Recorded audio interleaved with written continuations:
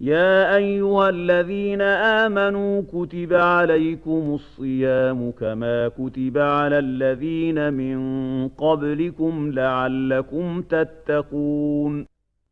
أياما معدودات فمن كان منكم مريضا أو على سفر فعدة من أيام أخر وعلى الذين يطيقونه فدية طعام مسكين فمن تطوع خيرا فهو خير له وأن تصوموا خير لكم إن كنتم تعلمون شهر رمضان الذي أنزل فيه القرآن هدى للناس وبينات من الهدى والفرقان فمن شهد منكم الشهر فليصمه ومن كان مريضا أو على سفر فعدة من أيام أخر يريد الله بكم اليسر ولا يريد بكم العسر ولتكملوا العدة ولتكبروا الله على ما هداكم ولعلكم تشكرون وإذا سألك عبادي عني فإني قريب أجيب دعوة الداع إذا دعان فليستجيبوا لي وليؤمنوا بي لعلهم يرشدون أحل لكم ليلة الصيام الرفث إلى نسائكم هن لباس لكم وأنتم لباس لهن علم الله أنكم كنتم تختانون أنفسكم فتاب عليكم وعفى عنكم فالآن باشروهن وابتغوا ما كتب الله لكم وكلوا واشربوا حتى يتبين لكم الخيط الأبيض من الخيط الأسود من الفجر ثم أتموا الصيام إلى الليل ولا تباشروهن وأنتم عاكفون في المساجد تلك حدود الله فلا تقربوها كذلك يبين الله آياته للناس لعلهم يتقون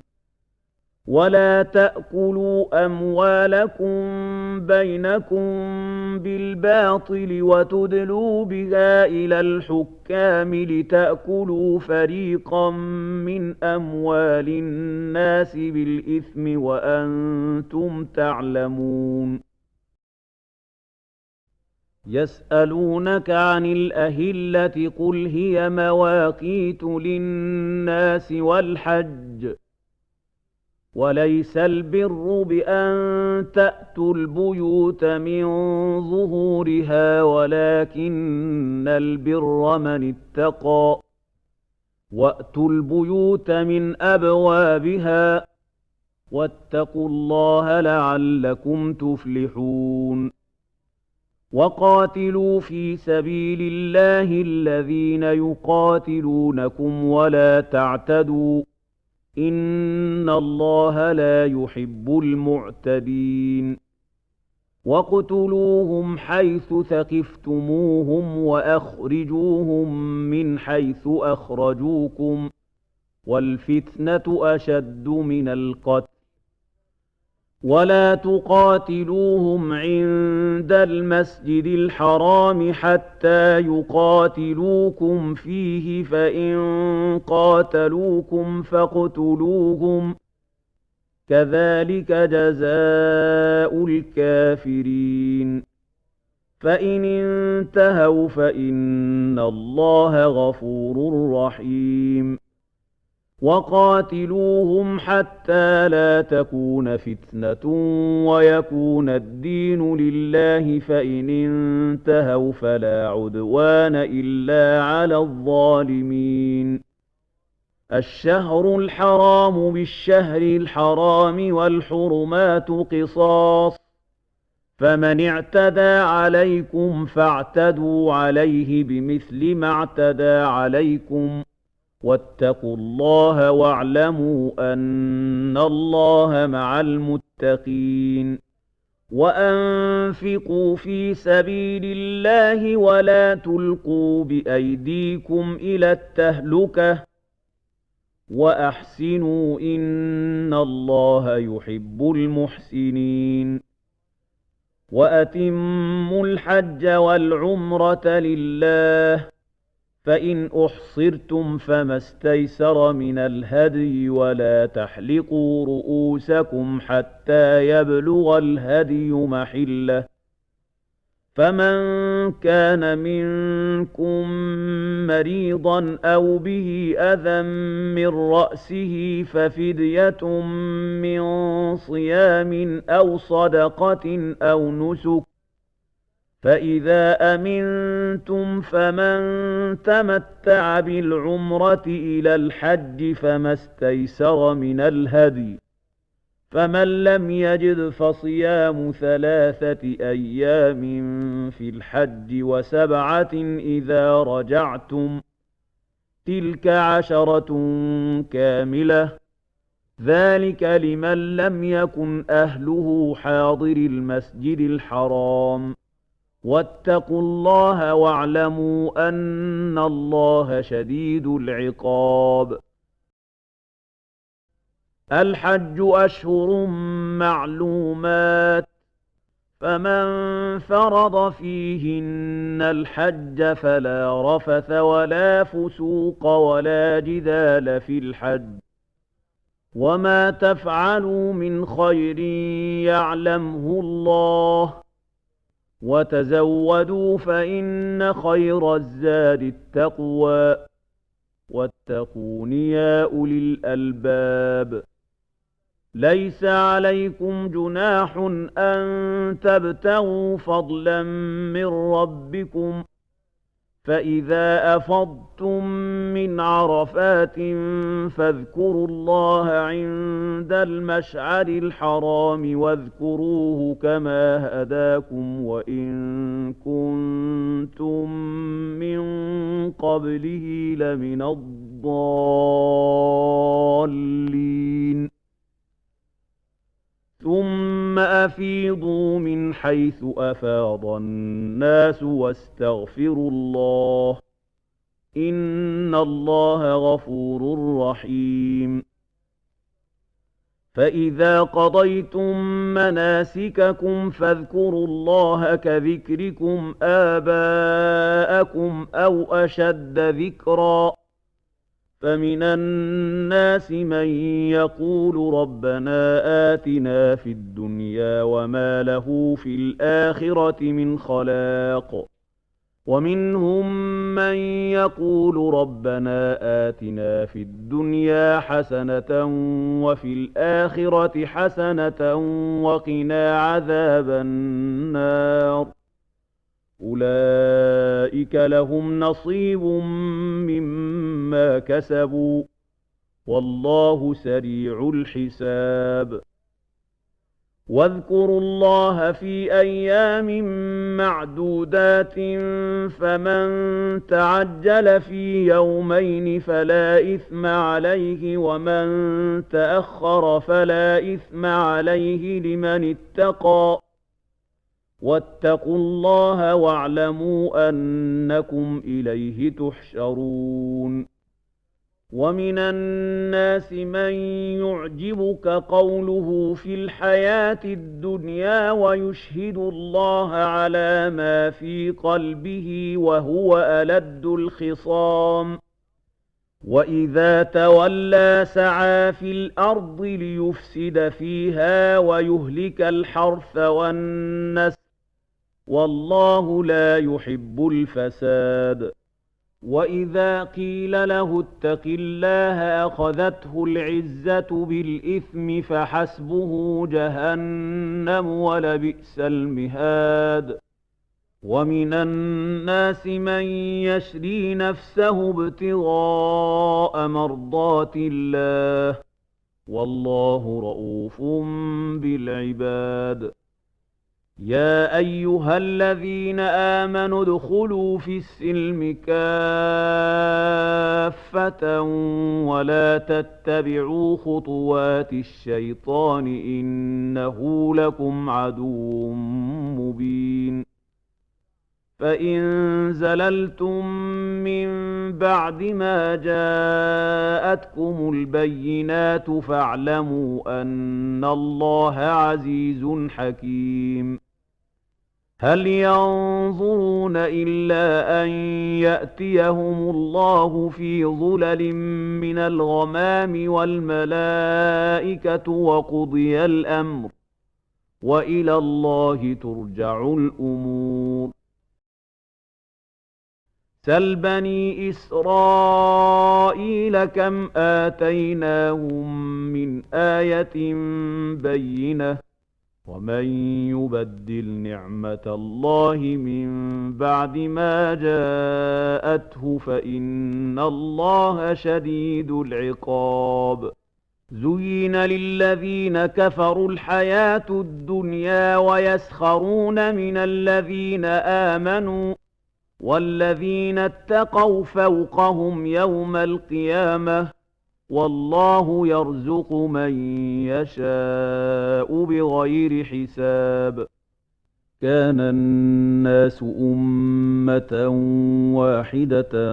فَبَعَثَ اللَّهُ النَّبِيِّينَ مُبَشِّرِينَ وَمُنذِرِينَ وَأَنزَلَ مَعَهُمُ الْكِتَابَ بِالْحَقِّ لِيَحْكُمَ بَيْنَ النَّاسِ فِيمَا اخْتَلَفُوا فِيهِ ۚ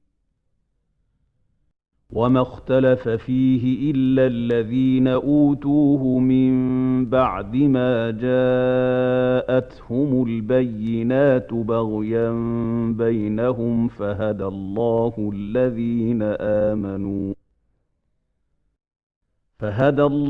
الَّذِينَ آمَنُوا لِمَا اخْتَلَفُوا فِيهِ مِنَ الْحَقِّ بِإِذْنِهِ ۗ وَاللَّهُ يَهْدِي مَن يَشَاءُ إِلَىٰ صِرَاطٍ مُّسْتَقِيمٍ أَمْ حَسِبْتُمْ أَن تَدْخُلُوا الْجَنَّةَ وَلَمَّا يَأْتِكُم مَّثَلُ الَّذِينَ خَلَوْا مِن قَبْلِكُم مَّسَّتْهُمُ الْبَأْسَاءُ وَالضَّرَّاءُ وَزُلْزِلُوا حَتَّىٰ يَقُولَ الرَّسُولُ وَالَّذِينَ آمَنُوا مَعَهُ مَتَىٰ نَصْرُ اللَّهِ ۗ أَلَا إِنَّ نَصْرَ اللَّهِ قَرِيبٌ يَسْأَلُونَكَ مَاذَا يُنفِقُونَ ۖ قُلْ مَا أَنفَقْتُم مِّنْ خَيْرٍ فَلِلْوَالِدَيْنِ وَالْأَقْرَبِينَ وَالْيَتَامَىٰ وَالْمَسَاكِينِ وَابْنِ السَّبِيلِ ۗ وَمَا تَفْعَلُوا مِنْ خَيْرٍ فَإِنَّ اللَّهَ بِهِ عَلِيمٌ كُتِبَ عَلَيْكُمُ الْقِتَالُ وَهُوَ كُرْهٌ لَّكُمْ وَعَسَىٰ أَن تَكْرَهُوا شَيْئًا وَهُوَ خَيْرٌ لَّكُمْ وَعَسَىٰ أَن تُحِبُّوا شَيْئًا وَهُوَ شَرٌّ لَّكُمْ ۗ وَاللَّهُ يَعْلَمُ وَأَنتُمْ لَا تَعْلَمُونَ يَسْأَلُونَكَ عَنِ الشَّهْرِ الْحَرَامِ قِتَالٍ فِيهِ ۖ قُلْ قِتَالٌ فِيهِ كَبِيرٌ وَصَدٌّ عَن سَبِيلِ اللَّهِ وَكُفْرٌ بِهِ وَالْمَسْجِدِ الْحَرَامِ وَإِخْرَاجُ أَهْلِهِ مِنْهُ أَكْبَرُ عِندَ اللَّهِ وَالْفِتْنَةُ أَكْبَرُ مِنَ الْقَتْلِ ۗ ولا يزالون يقاتلونكم حتى يردوكم عن دينكم إن استطاعوا ومن يرتدد منكم عن دينه فيمت وهو كافر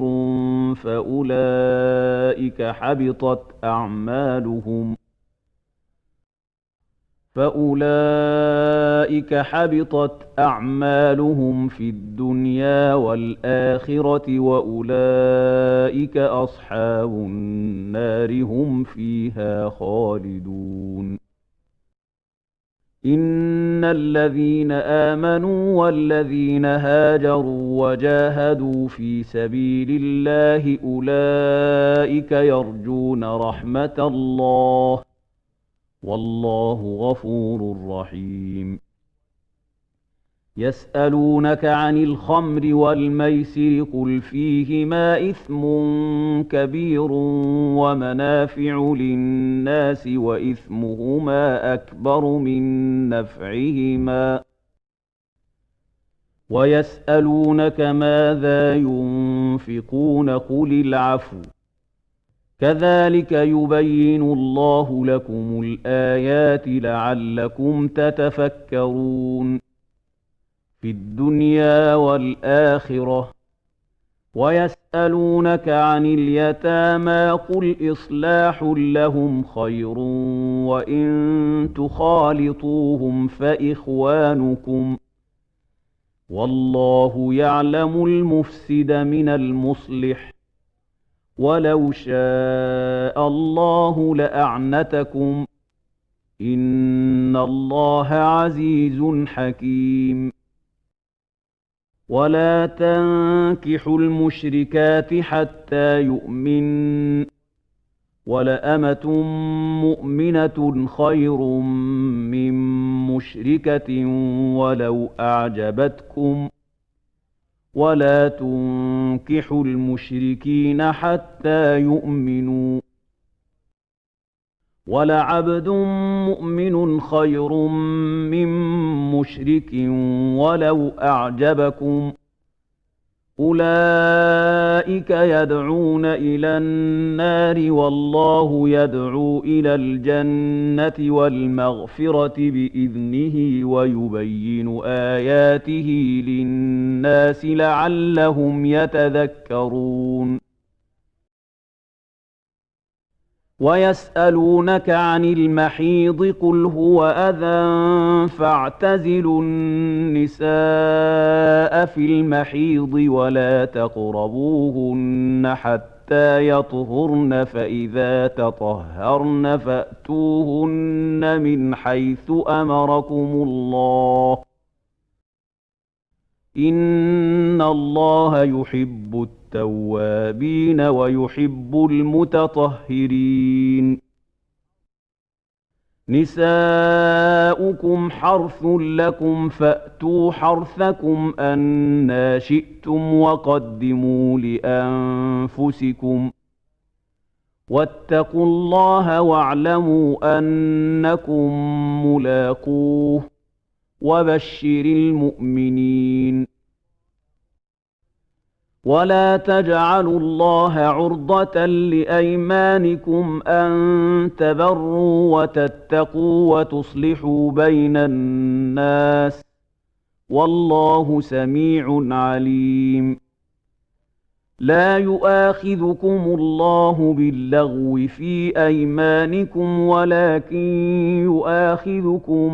بما كسبت قلوبكم والله غفور حليم للذين يؤلون من نسائهم تربص 4 أشهر فإن فاءوا فإن الله غفور رحيم وإن عزموا الطلاق فإن الله سميع عليم والمطلقات يتربصن بأنفسهن 3 قروء ولا يحل لهن أن يكتمن ما خلق الله في أرحامهن إن كن يؤمن بالله واليوم الآخر وبعولتهن أحق بردهن في ذلك إن أرادوا إصلاحا ولهن مثل الذي عليهن بالمعروف وللرجال عليهن درجة والله عزيز حكيم. الطلاق مرتان فإمساك بمعروف أو تسريح بإحسان ولا يحل لكم أن تأخذوا مما آتيتموهن شيئا إلا أن يخافا ألا يقيما حدود الله فإن خفتم ألا يقيما حدود الله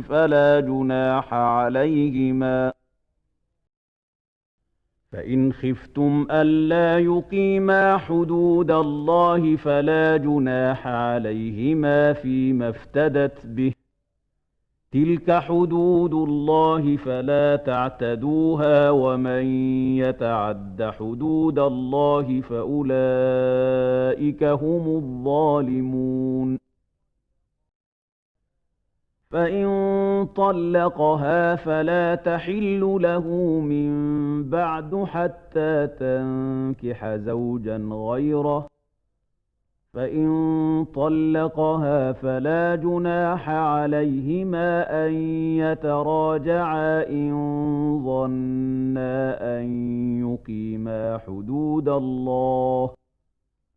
وتلك حدود الله يبينها لقوم يعلمون. وإذا طلقتم النساء فبلغن أجلهن فأمسكوهن بمعروف أو سرحوهن بمعروف ولا تمسكوهن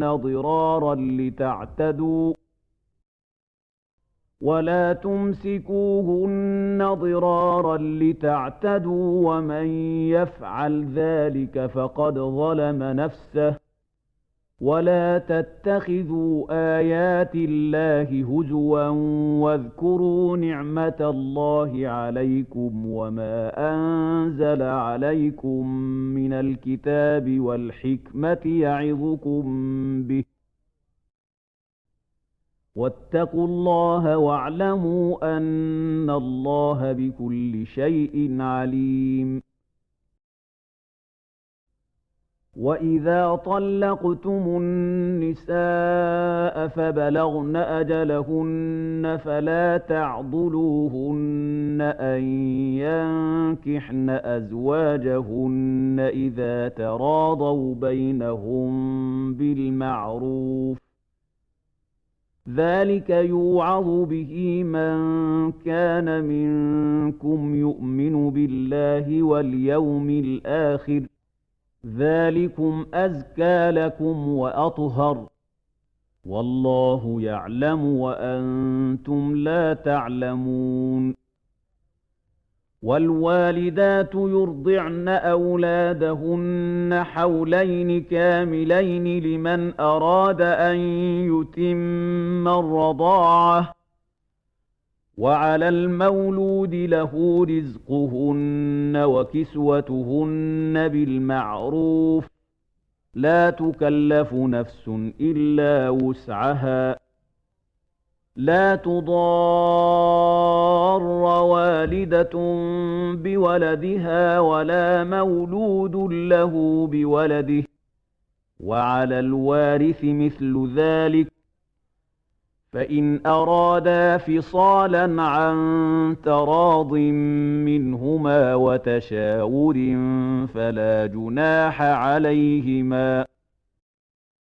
وإن أردتم أن تسترضعوا أولادكم فلا جناح عليكم إذا سلمتم ما آتيتم بالمعروف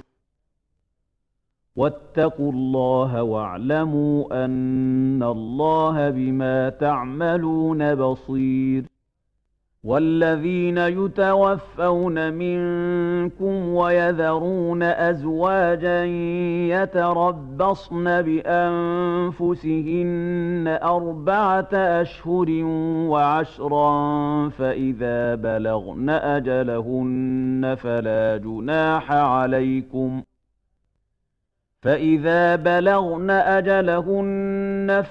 جناح عليكم فيما فعلن في أنفسهن بالمعروف، والله بما تعملون خبير. ولا جناح عليكم فيما عرضتم به من خطبة النساء أو أكننتم في أنفسكم، علم الله أنكم ستذكرونهن ولكن لا تواعدوهن سرا إلا أن تقولوا قولا معروفا. ولا تعزموا عقدة النكاح حتى يبلغ الكتاب أجله، واعلموا أن الله يعلم ما في أنفسكم فاحذروه، واعلموا أن الله غفور حليم. لا جناح عليكم إن طلقتم النساء ما لم تمسوهن أو تفرضوا لهن فريضة، ومتعوهن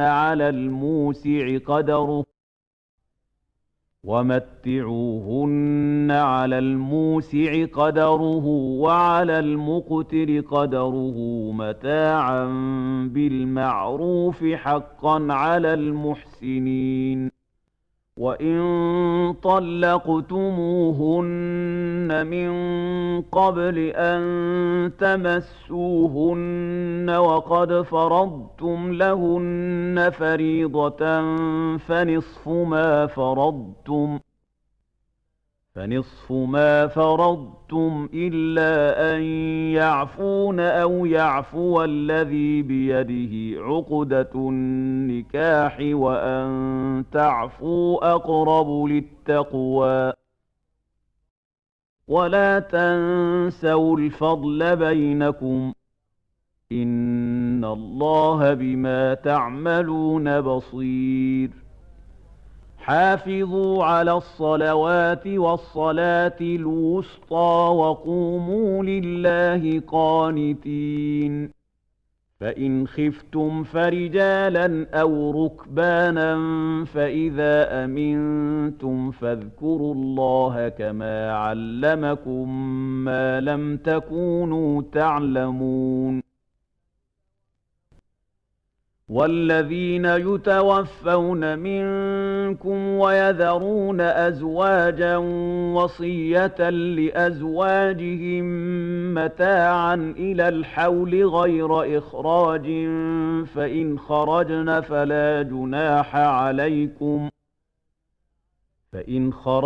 فلا جناح عليكم فيما فعلن في أنفسهن من معروف، والله عزيز حكيم. وللمطلقات متاع بالمعروف حقا على المتقين، كذلك يبين الله لكم آياته لعلكم تعقلون. ألم تر إلى الذين خرجوا من ديارهم وهم ألوف حذر الموت فقال لهم الله موتوا ثم أحياهم، إن الله لذو فضل على الناس ولكن أكثر الناس لا يشكرون. وقاتلوا في سبيل الله واعلموا أن الله سميع عليم. مَّن ذَا الَّذِي يُقْرِضُ اللَّهَ قَرْضًا حَسَنًا فَيُضَاعِفَهُ لَهُ أَضْعَافًا كَثِيرَةً ۚ وَاللَّهُ يَقْبِضُ وَيَبْسُطُ وَإِلَيْهِ تُرْجَعُونَ أَلَمْ تَرَ إِلَى الْمَلَإِ مِن بَنِي إِسْرَائِيلَ مِن بَعْدِ مُوسَىٰ إِذْ قَالُوا لِنَبِيٍّ لَّهُمُ ابْعَثْ لَنَا مَلِكًا نُّقَاتِلْ فِي سَبِيلِ اللَّهِ قَالَ هَلْ عَسَيْتُمْ إِن كُتِبَ عَلَيْكُمُ الْقِتَالُ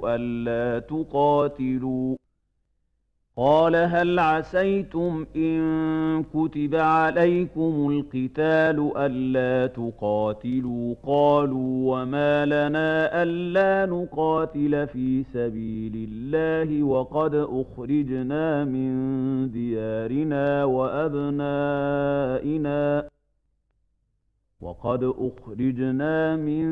دِيَارِنَا وَأَبْنَائِنَا فَلَمَّا كُتِبَ عَلَيْهِمُ الْقِتَالُ تَوَلَّوْا إِلَّا قَلِيلًا مِّنْهُمْ ۗ وَاللَّهُ عَلِيمٌ بِالظَّالِمِينَ وَقَالَ لَهُمْ نَبِيُّهُمْ إِنَّ اللَّهَ قَدْ بَعَثَ لَكُمْ طَالُوتَ مَلِكًا ۚ قَالُوا أَنَّىٰ يَكُونُ لَهُ الْمُلْكُ عَلَيْنَا وَنَحْنُ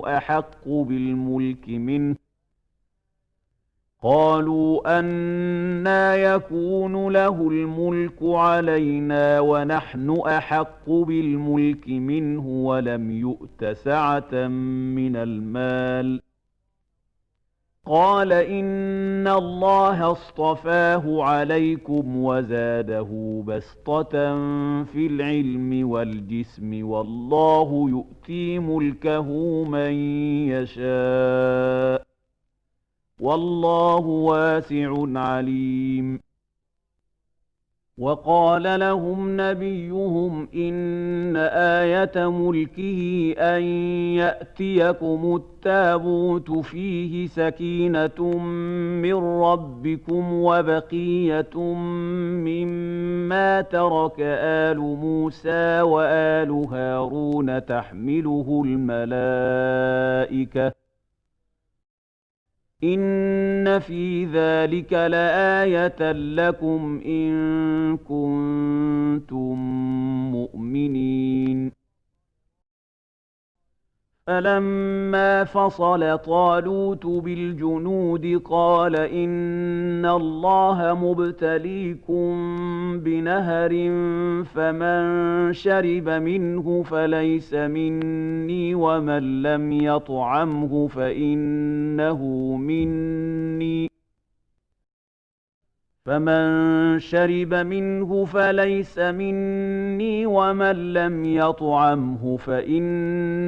مِنِّي إِلَّا مَنِ اغْتَرَفَ غُرْفَةً بِيَدِهِ فَشَرِبُوا مِنْهُ إِلَّا قَلِيلًا مِّنْهُمْ ۚ فَلَمَّا جَاوَزَهُ هُوَ وَالَّذِينَ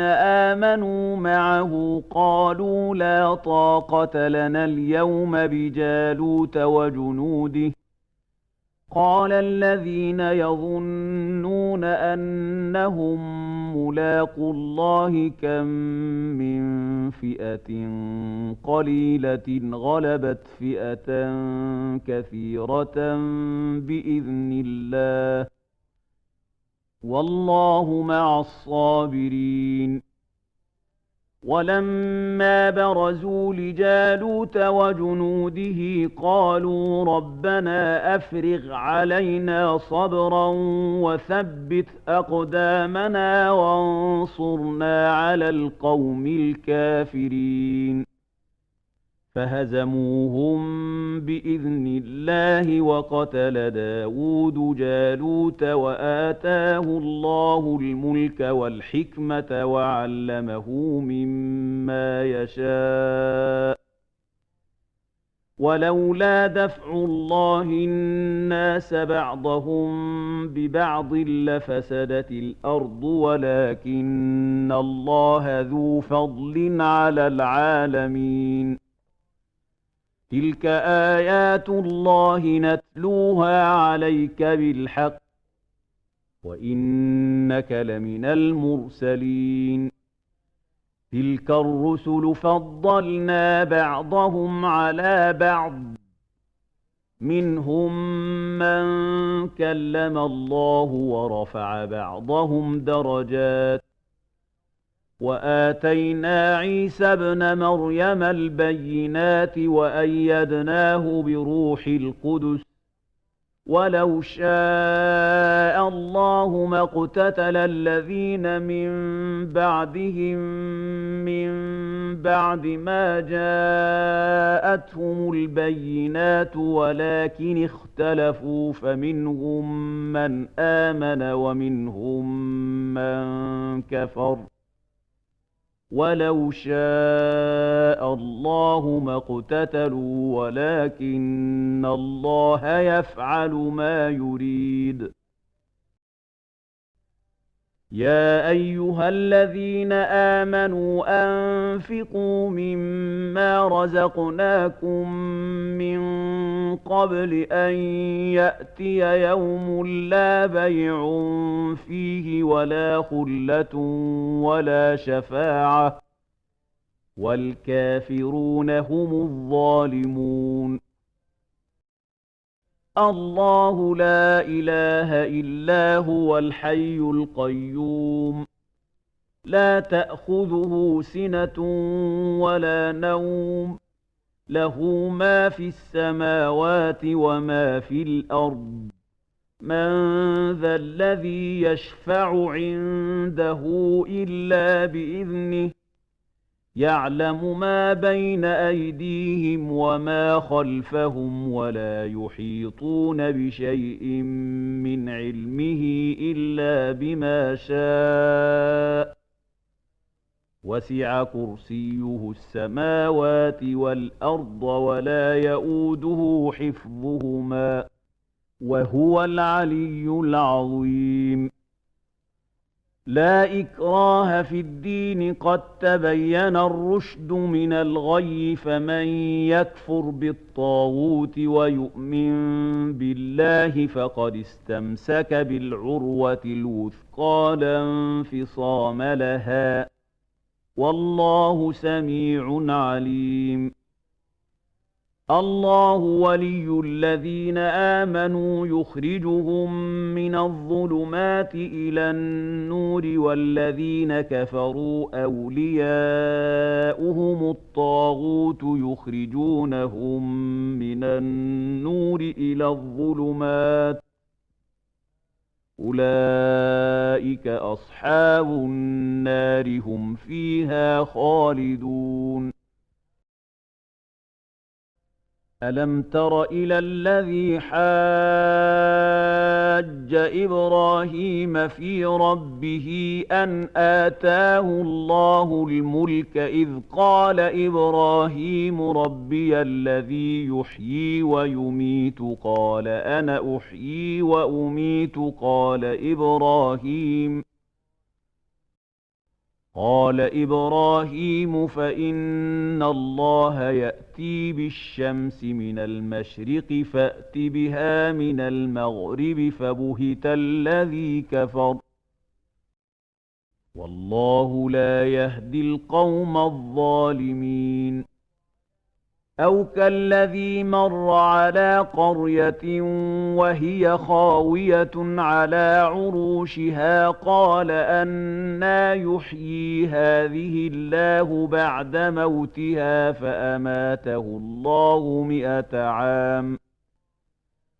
فأماته الله 100 عام ثم بعثه قال كم لبثت قال لبثت يوما أو بعض يوم قال بل لبثت 100 عام قال بل لبثت 100 عام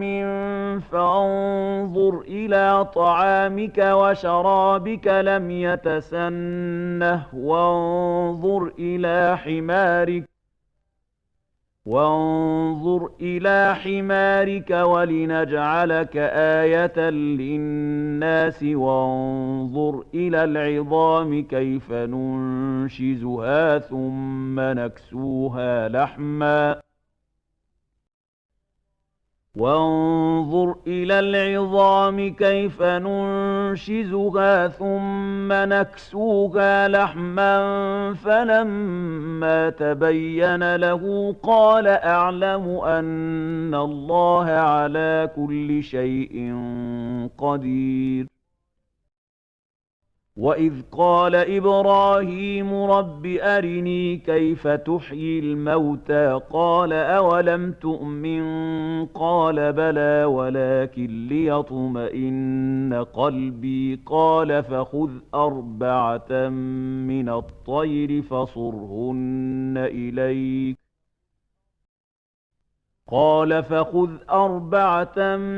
الطير فصرهن إليك ثم اجعل على كل جبل منهن جزءا ثم ادعهن يأتينك سعيا واعلم أن الله عزيز حكيم مثل الذين ينفقون أموالهم في سبيل الله كمثل حبة أنبتت 7 سنابل في كل سنبلة 100 حبة والله يضاعف لمن يشاء والله واسع عليم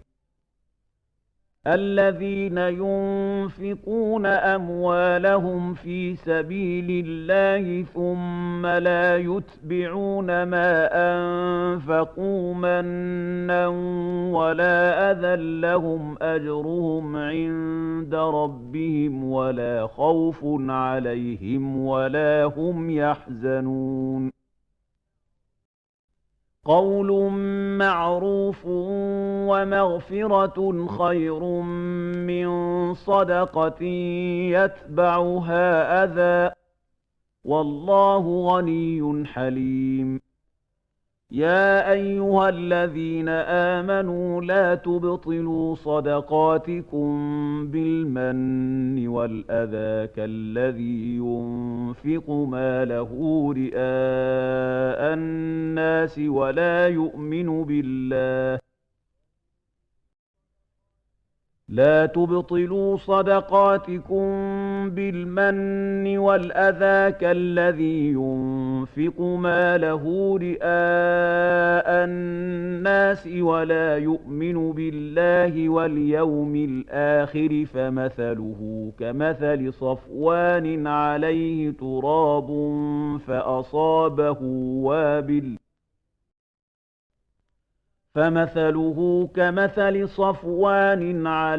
تراب فأصابه وابل فتركه صلدا لا يقدرون على شيء مما كسبوا والله لا يهدي القوم الكافرين ومثل الذين ينفقون أموالهم ابتغاء مرضات الله وتثبيتا من أنفسهم كمثل جنة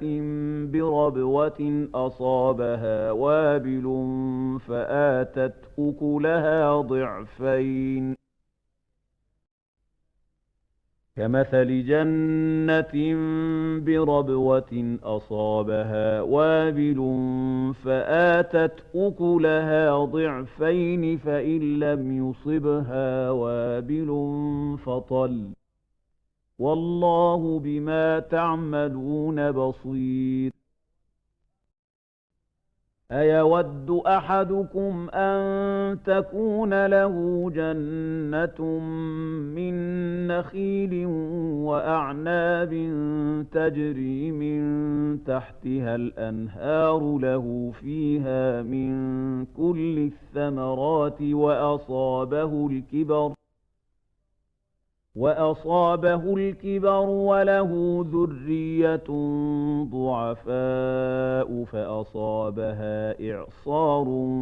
فيه نار فاحترقت كذلك يبين الله لكم الآيات لعلكم تتفكرون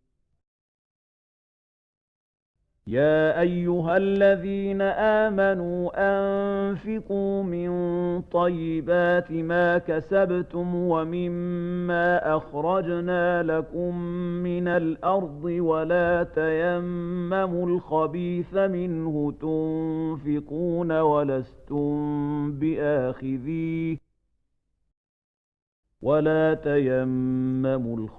منه تنفقون ولستم بآخذيه إلا أن تغمضوا فيه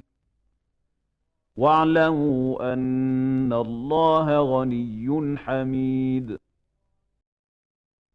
الشيطان يعدكم الفقر ويأمركم بالفحشاء والله يعدكم مغفرة منه وفضلا والله واسع عليم يؤتي الحكمة من يشاء ومن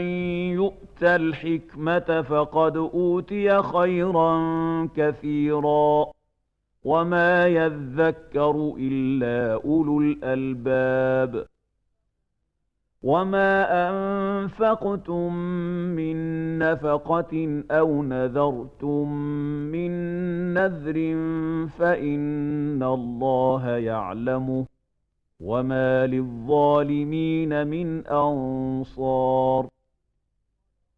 إن تبدوا الصدقات فنعما هي وإن تخفوها وتؤتوها الفقراء فهو خير لكم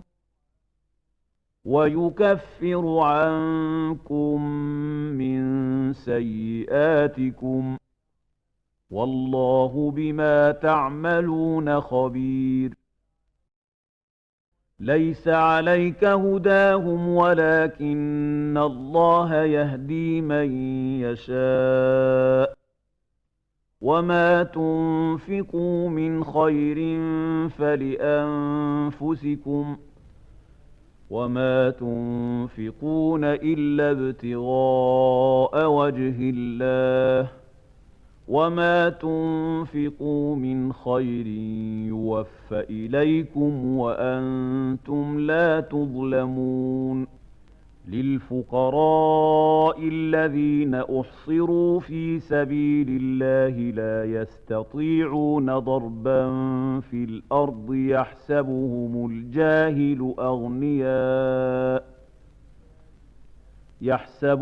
الجاهل أغنياء من التعفف تعرفهم بسيماهم لا يسألون الناس إلحافا وما تنفقوا من خير فإن الله به عليم الذين ينفقون أموالهم بالليل والنهار سرا وعلانية فلهم أجرهم عند ربهم ولا خوف عليهم ولا هم يحزنون الذين يأكلون الربا لا يقومون إلا كما يقوم الذي يتخبطه الشيطان من المس ذلك بأنهم قالوا إنما البيع مثل الربا وأحل الله البيع وحرم الربا فمن جاءه موعظة من ربه فانتهى فله ما سلف وأمره إلى الله ومن عاد فأولئك أصحاب النار هم فيها خالدون يمحق الله الربا ويربي الصدقات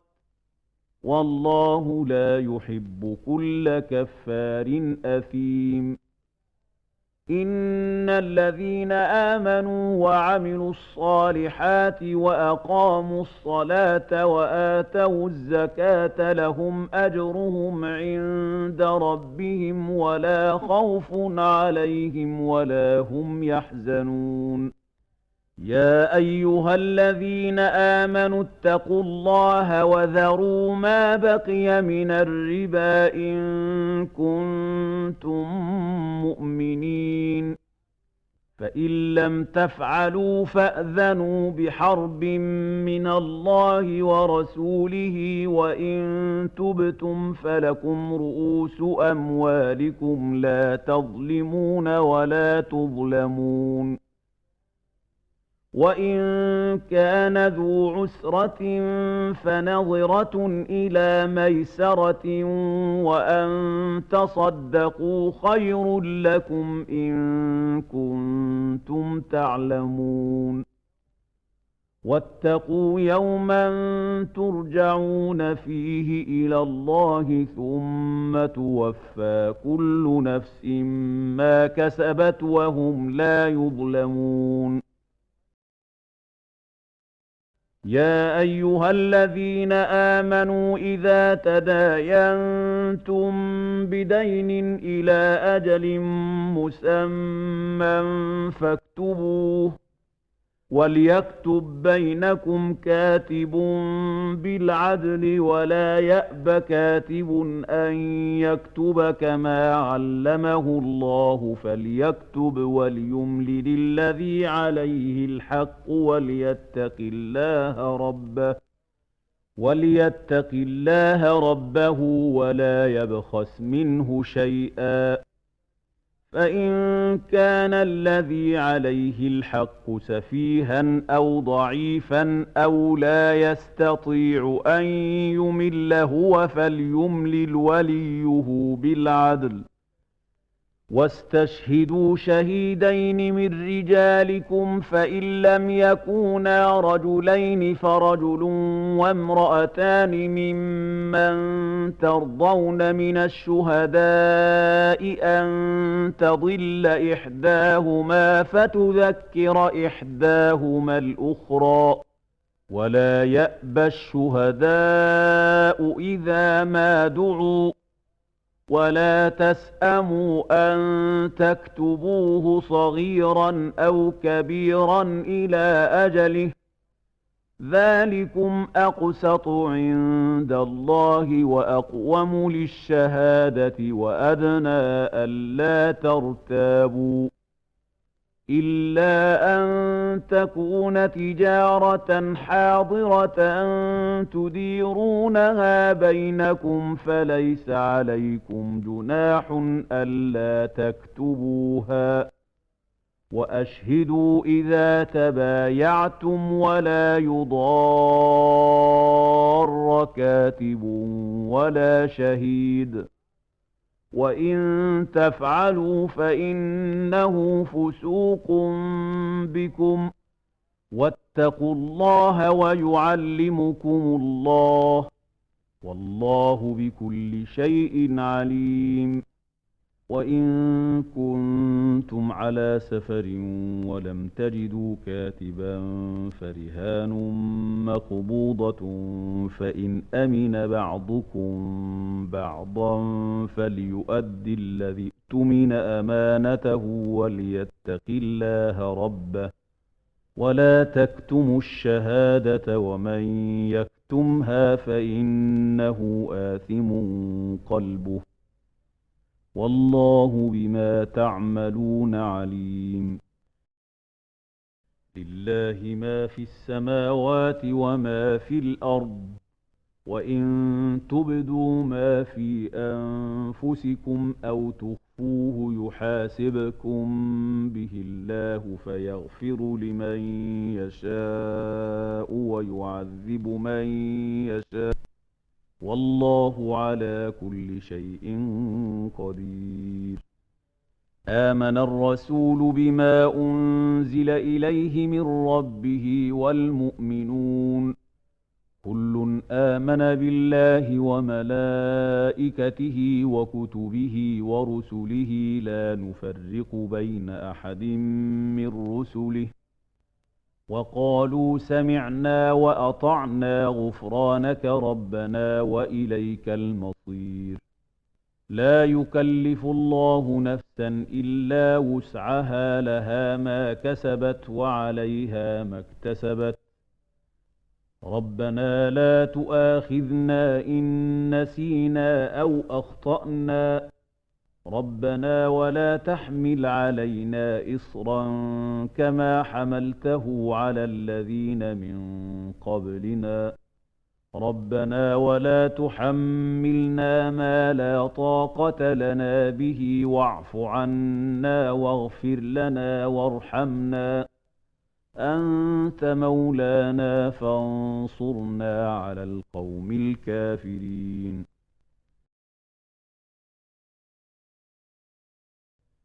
بسم الله الرحمن الرحيم. ألف لام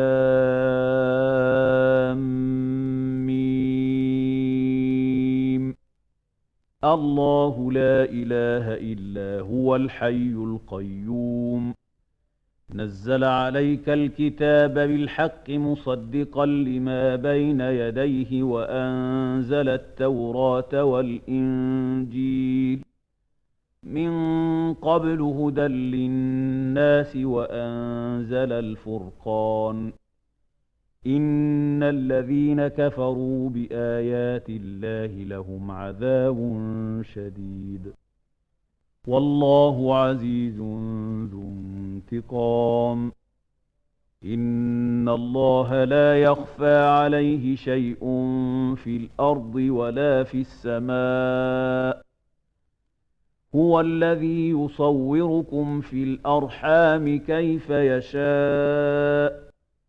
لا إله إلا هو العزيز الحكيم. هو الذي أنزل عليك الكتاب منه آيات محكمات هن أم الكتاب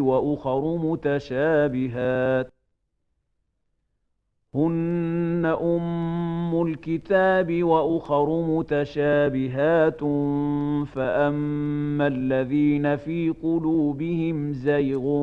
فيتبعون ما تشابه منه ابتغاء الفتنة وابتغاء تأويله، وما يعلم تأويله إلا الله. والراسخون في العلم يقولون آمنا به كل من عند ربنا، وما يذكر إلا أولو الألباب. ربنا لا تزغ قلوبنا بعد إذ هديتنا وهب لنا من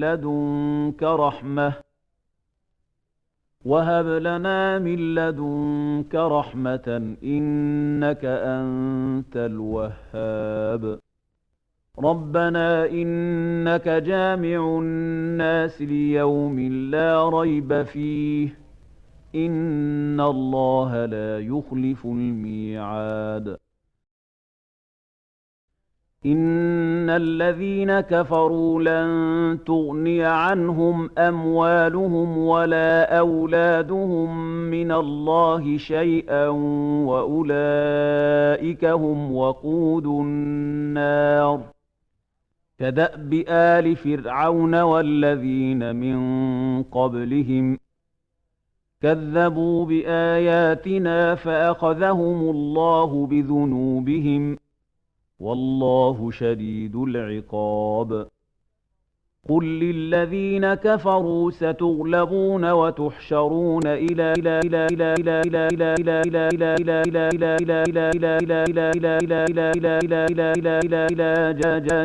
جهقتا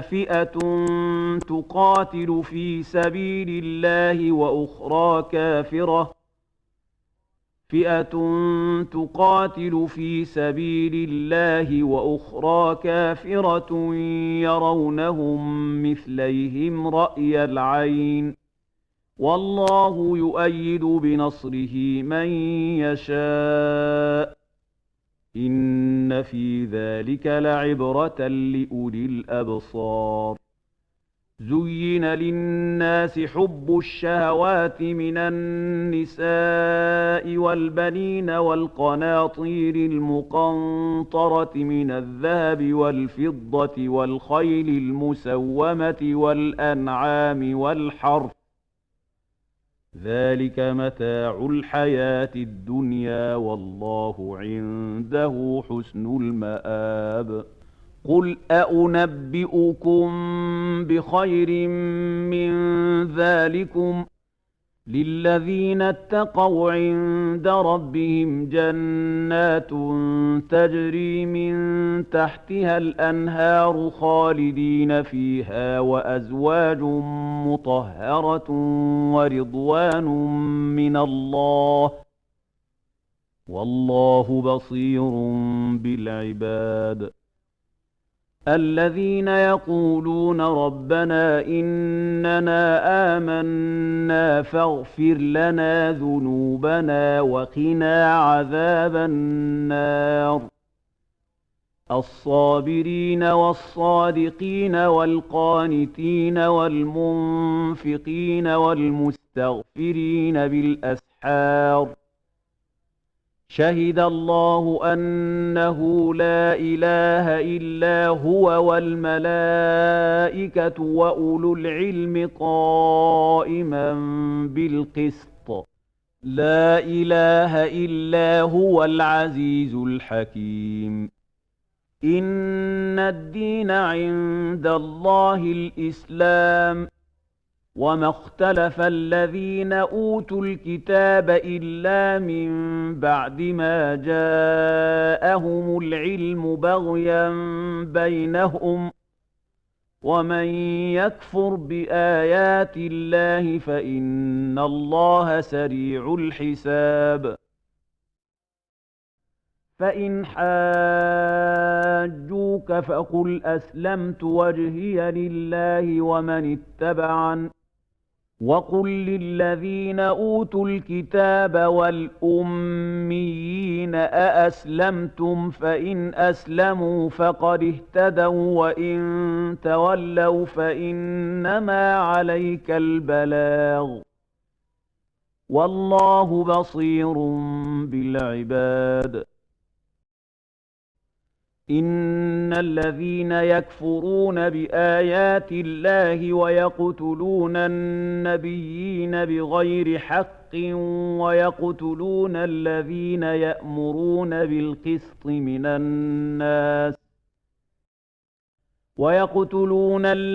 يأمرون بالقسط من الناس فبشرهم بعذاب أليم أولئك الذين حبطت أعمالهم في الدنيا والآخرة وما لهم من ناصرين ألم تر إلى الذين أوتوا نصيبا من الكتاب يدعون إلى كتاب الله ليحكم بينهم ثم يتولى فريق منهم وهم معرضون قالوا لن تمسنا النار إلا جودات وغرهم في دينهم ما كانوا يفترون فكيف إذا جمعناهم ليوم لا ريب فيه ووفيت كل نفس ما كسبت وهم لا يظلمون قل اللهم مالك الملك تؤتي الملك من تشاء وتنزع الملك ممن تشاء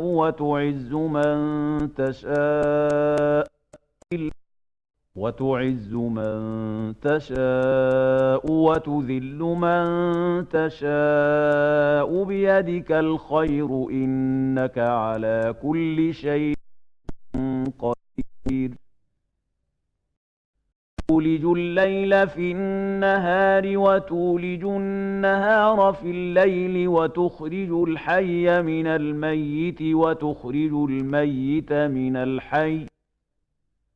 وتخرج الميت من الحي وترزق من تشاء بغير حساب لا يتخذ المؤمنون الكافرين أولياء من دون المؤمنين ومن يفعل ذلك فليس من الله في شيء إلا أن تتقوا منهم تقاه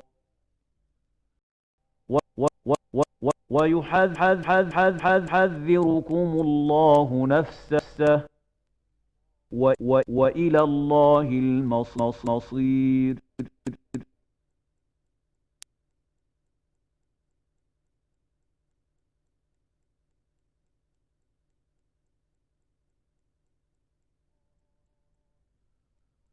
قل إن تخفوا ما في صدوركم أو تبدوه يعلمه الله ويعلم ما في السماوات وما في الأرض والله على كل شيء قدير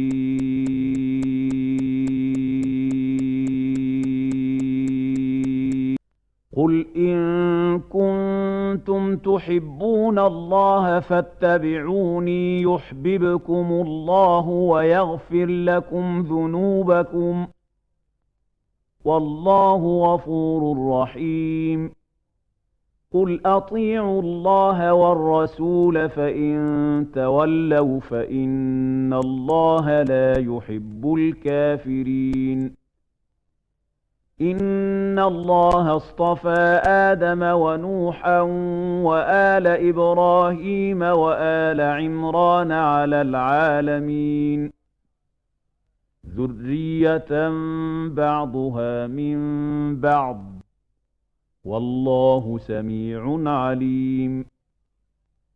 إذ قالت امرأة عمران رب إني نذرت لك ما في بطني محررا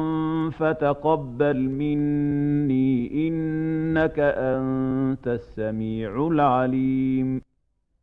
فلما وضعتها قالت رب إني وضعتها أنثى والله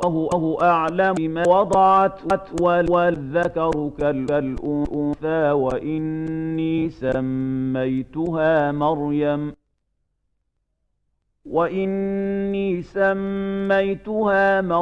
وإني أعيذها بك وذريتها من الشيطان الرجيم فتقبلها ربها بقبول حسن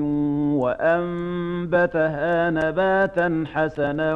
وكفلها زكريا كلما دخل عليها زكريا المحراب وجد عندها رزقا قال يا مريم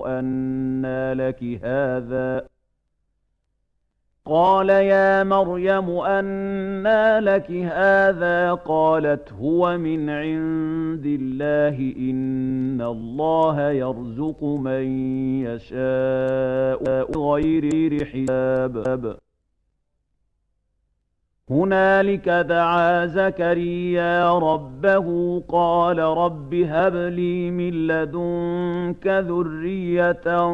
طيبة إنك سميع الدعاء فنادته الملائكة وهو قائم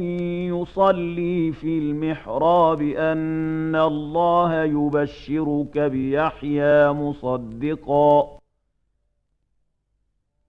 مصدقا بكلمة من الله وسيدا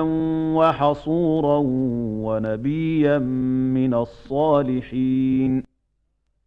قال رب أنى يكون لي غلام وقد بلغني الكبر وامرأتي عاقر قال كذلك الله يفعل ما يشاء. قال رب اجعل لي آية قال آيتك ألا تكلم الناس 3 أيام إلا رمزا واذكر ربك كثيرا وسبح بالعشي والإبكار. وإذ قالت الملائكة يا مريم إن الله اصطفاك وطهرك واصطفاك على نساء العالمين. يا مريم اقنتي لربك واسجدي واركعي مع الراكعين. ذلك من أنباء الغيب نوحيه إليك وما كنت لديهم إذ يلقون أقلامهم أيهم يكفل مريم وما كنت لديهم إذ يختصمون. إذ قالت الملائكة يا مريم إن الله يبشرك بكلمة منه اسمه المسيح عيسى ابن مريم وجيها في الدنيا والآخرة ومن المقربين ويكلم الناس في المهد وكهلا ومن الصالحين. قالت رب أنى يكون لي ولد ولم يمسسني بشر قال كذلك الله يخلق ما يشاء إذا قضى أمرا فإنما يقول له كن فيكون. ويعلمه الكتاب والحكمة والتوراة والإنجيل ورسولا إلى بني إسرائيل أني قد جئتكم بآية من ربكم أني أخلق لكم من الطين كهيئة الطير فأنفخ فيه فيكون طيرا بإذن الله وأبرئ الأكمه والأبرص وأحيي الموتى بإذن الله وأنبئكم بما تأكلون وما تدخرون في بيوتكم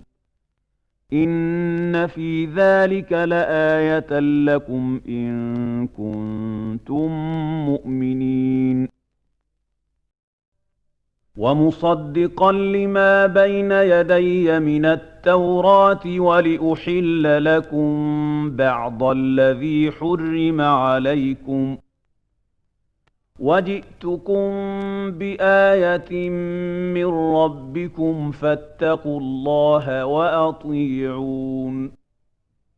إن الله ربي وربكم فاعبدوه هذا صراط مستقيم. فلما أحس عيسى منهم الكفر قال من أنصاري إلى الله قال الحواريون نحن أنصار الله آمنا بالله واشهد بأننا مسلمون. ربنا آمنا بما أنزلت واتبعنا الرسول فاكتبنا مع الشاهدين ومكروا ومكر الله والله خير الماكرين إذ قال الله يا عيسى إني متوفيك ورافعك إلي ومطهرك من الذين كفروا وجاعل الذين اتبعوك فوق الذين كفروا إلى يوم القيامة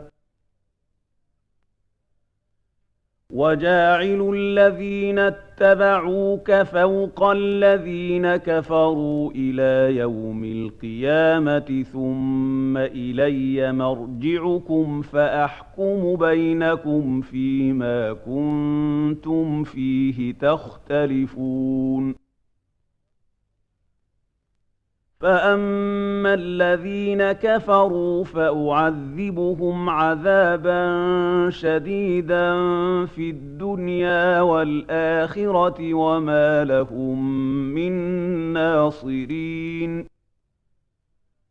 وأما الذين آمنوا وعملوا الصالحات فيوفيهم أجورهم والله لا يحب الظالمين ذلك نتلوه عليك من الآيات والذكر الحكيم إن مثل عيسى عند الله كمثل آدم خلقه من تراب ثم قال له كن فيكون الحق من ربك فلا تكن من الممترين فمن حاجك فيه من بعد ما جاءك من العلم فقل تعالوا ندع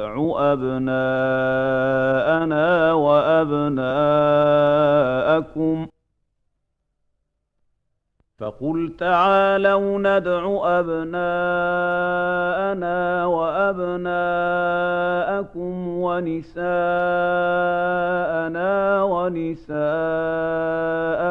وأنفسنا وأنفسكم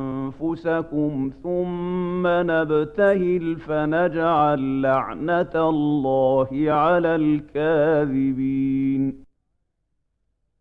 إن هذا لهو القصص الحق وما من إله إلا الله وإن الله لهو العزيز الحكيم فإن تولوا فإن الله عليم بالمفسدين